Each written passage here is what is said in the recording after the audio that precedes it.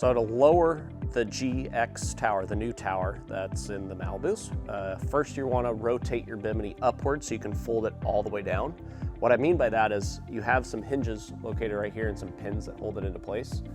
These two lower ones, you want to pull those out, and then you want to secure the top one. So you want to do that on both sides.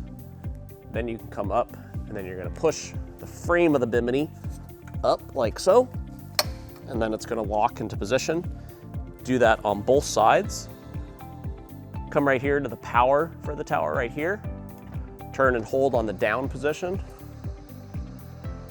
Make sure you've turned your helm seat inward so the speakers don't contact it.